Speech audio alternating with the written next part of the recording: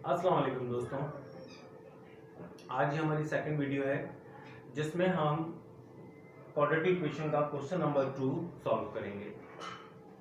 अच्छा, question number 2 को अगर हम देखें तो हमारे पास लिखा है solve the equation by completing square method. Starting की वीडियो में मैंने आपको ये बताया था कि क्वाड्रेटिक इक्वेशन को सॉल्व करने के हमारे पास तीन तरीके होते हैं।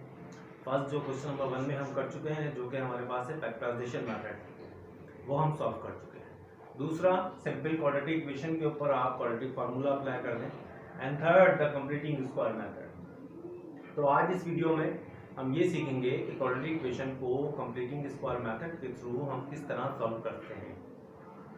सबसे पहले ऐसी कुछ अहम पॉइंट्स हैं, उस पर अगर नजर डालें या किस मेथड को फॉलो करके हम इसको सॉल्व कर सकते हैं। तो अगर हम देखें तो हमारे पास जो है यहाँ पे 5 पॉइंट्स की मदद, इन 5 पॉइंट्स की मदद से हम पूरा अपना क्वेश्चन को सॉल्व करेंगे। नंबर 1 पॉइंट क्या है हमारे पास? Write equation in standard form. देखिए, जब भी हमारे पास कोई क्वेश्चन है जो हमारे पास क्वाड्रेटिक इक्वेशन में नहीं है, तो सबसे पहले हमें क्या करना है, उसको स्टैंडर्ड फॉर्म के अंदर लेकर आना है। यानी कि उसको ax² + bx + c = 0 की फॉर्म के अंदर लेकर आना है। अब हम क्या करेंगे इसके अंदर? अब हम देखते हैं हमारे पास x² है प्लस 6x भी है, मगर हमारे पास यहाँ पे कांस्टेंट की टर्म मिस है। तो सबसे पहले हम नंबर 1 को फॉलो करेंगे, स्टेप नंबर 1 को, और देखेंगे यहाँ पे देखें x² + 6x हमारे पास कांस्टेंट टर्म यहाँ पर है, तो हम इसको मूव करके इधर ले आएंगे। जब इक्वल टू के इस तरफ कोई वैल्यू जाती है तो उसकी साइन चेंज हो जाती है। अगर वो पॉजिटिव में है तो माइनस हो जाती है, और अगर वो नेगेटिव में है तो पॉजिटिव हो जाती है। अगर मल्टीप्लाई हो रही है तो डिवाइड हो जाती है, और अगर डिवाइड हो रही है तो मल्टीप्लाई हो जाएगी। तो सिंपल हमारे पास ये नेगेटिव के अंदर है, जब ये इस साइड पे मूव करेगा तो हमारे पास +1 हो जाएगा = 0। अब क्या, ये फॉर्म जो है हमारे पास इक्वेशन की, ये अब स्टैंडर्ड फॉर्म के अंदर आ चुकी है। यानी कि हमारा स्टेप 1 क्लियर हो चुका है। अब स्टेप 2 की तरफ चलते हैं, जिसमें वो कह रहा है कि divide both side by leading coefficient. सबसे पहले तो हम ये देख लेंगे कोफिशिएंट होता क्या है। अगर मेरे पास 2x 3x² 3x 5x, इसको हम वेट कर देते हैं। तो देखिए हमारे पास क्या है, ये वेरिएबल है, ये इसका हमारे पास क्या है, कोफिशिएंट है। जबकि वो ये कह रहा है कि हमारे पास लीडिंग कोफिशिएंट, लीडिंग यानी कि सबसे बड़ा कोफिशिएंट क्या है, सबसे बड़ी डिग्री का कोफिशिएंट क्या है। यहाँ पे हमारे पास डिग्री 1 है, यहाँ पे 2 है, तो इसका कोफिशिएंट क्या है हमारे पास 1। इन केस अगर लीडिंग डिग्री का कोफिशिएंट हमारे पास 1 होगा तो हम क्या करेंगे, उस स्टेप को स्किप कर देंगे, वो नहीं करेंगे। अगर यहाँ पे हमारे पास 2 होता 3 होता तो फिर हम ये वाला स्टेप जो है फॉलो करते हैं। अब जी हम 3 की तरफ चलते हैं। वो कह रहा है यहाँ पे shift the constant term to the right side, यानी कि कांस्टेंट टर्म जो थी वो हमें अदर साइड के ऊपर मूव करनी है। यहाँ पे कांस्टेंट टर्म हमारे पास क्या है 1, और इसको हम क्या करेंगे, x² + 6x = -1। ये फिर वापस उधर चला जाएगा। हमने राइट साइड के ऊपर कांस्टेंट टर्म को शिफ्ट कर दिया। कांस्टेंट टर्म वो टर्म होगी जिसके साथ कोई भी वेरिएबल अटैच नहीं होगा। ये वाला स्टेप भी हमारा कवर हो चुका है। अब हम ये देखते हैं कि ये 4th स्टेप के अंदर क्या कह रहा है, add coefficient of x / 2 whole square. अब यहाँ पे हम देखते हैं ये मकसद कहना क्या चाह रहा है, यानी कि x का जो भी कोफिशिएंट है, यहाँ पे जो x का कोफिशिएंट है वो है हमारे पास 6। अब थोड़ा सा हम रफ वर्क में हमें इसकी सॉल्यूशन करनी पड़ेगी। थोड़ा सा स्पेस हमारे पास कम है, इसी वजह से हमें इसको इरेज करना पड़ रहा है जी। तो यहाँ पे अगर हम छोटा सा रफ वर्क का कॉलम बनाएं तो हम ये देखेंगे कि वो कह रहा है कोफिशिएंट ऑफ x।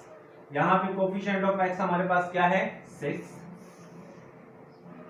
उसको डिवाइड किससे करना है हमें 2 से, और उसका होल स्क्वायर। इस तरह से कंडीशन बनती है।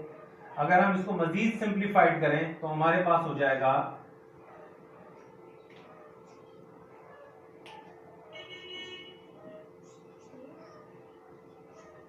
2 1 टाइम्स क्या होगा 2 होगा, और 2 3 टाइम्स क्या होगा हमारे पास 6। तो हमारे पास आ गया है 3 का स्क्वायर। इसको अब हम ऐड करेंगे बोथ साइड्स के ऊपर। यहां पे हमारे पास क्या है, इसको हम जी ऐड कर देते हैं,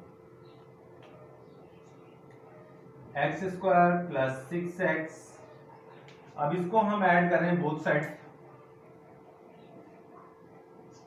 यहां भी हमने ऐड कर दिया और यहां भी हमने इसको ऐड कर दिया। -1 हमारे पास सेम ऐसे का ऐसे ही रहेगा और इसको हमने ऐड कर दिया। ये हमारा 4th स्टेप भी कंप्लीट हो चुका है। अब हम चलते हैं अपने 5th स्टेप की तरफ। Right left hand side in perfect square, then simplify the right hand side. पहले हमें क्या करना है, लेफ्ट हैंड साइड और राइट हैंड साइड को देख लें। यहाँ पे हमने देख लिया कि लेफ्ट हैंड साइड हमारे पास क्या है और राइट हैंड साइड क्या है। इस हिसाब से हमें लेफ्ट हैंड साइड को परफेक्ट स्क्वायर के अंदर कन्वर्ट करना है। परफेक्ट स्क्वायर क्या, यानी कि अगर कोई भी फार्मूला ओपन है हमारे पास, उसको हमें परफेक्ट स्क्वायर के अंदर क्लोज कर देना है। तो जी फार्मूलाज आप कर चुके होंगे यकीनन परफेक्ट स्क्वायर या 3 चैप्टर में, फैक्टराइजेशन मेथड में 3 और 4 में, तकरीबन इसी से हमारा लिंक रखता है। तो अब हम देखें, ये हमारे पास स्क्वायर फॉर्म में आ सकती है, ठीक है, और लास्ट टर्म तो ऑलरेडी है ही स्क्वायर के अंदर। अब अगर हमारे पास मिडिल टर्म मैच हो जाती है तो हम इसको a plus B whole square फॉर्मूले में क्लोज कर देंगे, जबकि हमारे पास फॉर्मूला क्या होता है, a स्क्वायर प्लस 2ab प्लस बी स्क्वायर।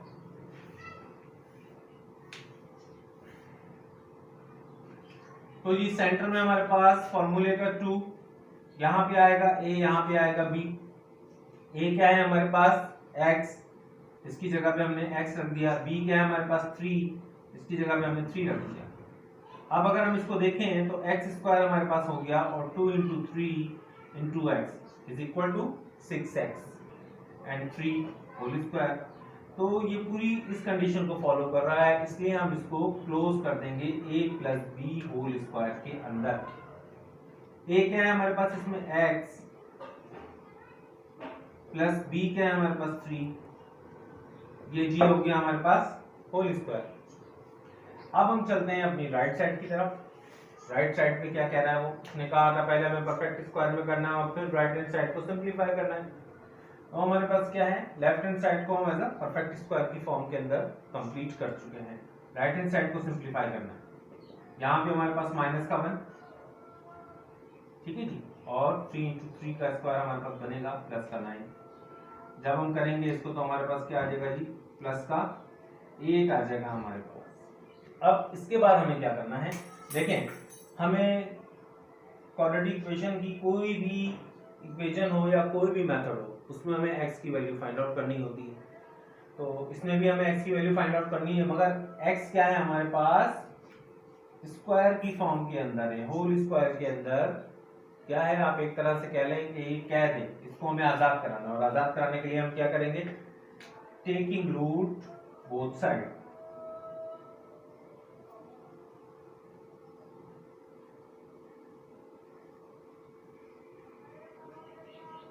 जी हम रूट ले लेते हैं बोथ साइड्स के ऊपर।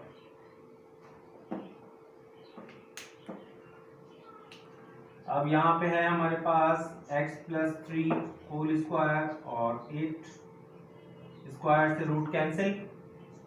अगर हम इसकी प्राइम फैक्टराइजेशन करें तो हमारे पास क्या आएगा, 2 4 ज़ा 8, 2 2 ज़ा 4 और 2 1 ज़ा 2।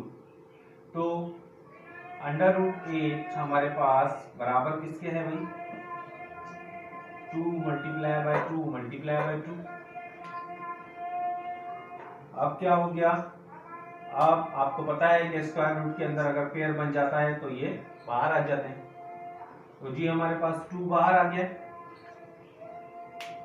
और एक 2 हमारे पास √2 के अंदर रह गया है, सॉरी स्क्वायर रूट के अंदर रह गया है। तो अब √8 इज इक्वल टू 2 इज √2 हमारे पास इसके बराबर है। अब हमारे पास इस सिचुएशन के अंदर तो जी हमारे पास आया x plus 3 is equal to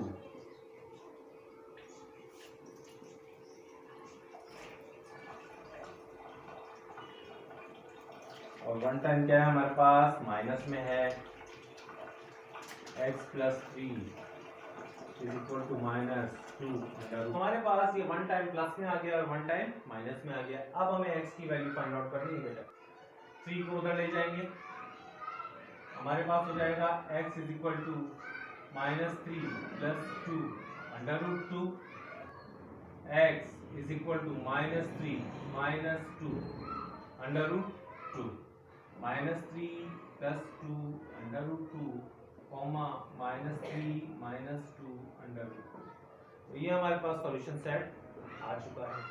उम्मीद है ये क्वेश्चन आपको समझ में आया होगा। अगर फिर भी आपको इसमें कोई क्वेरी रहती है तो आप मेरे व्हाट्सएप नंबर के ऊपर मुझसे रब्ता कर सकते हैं।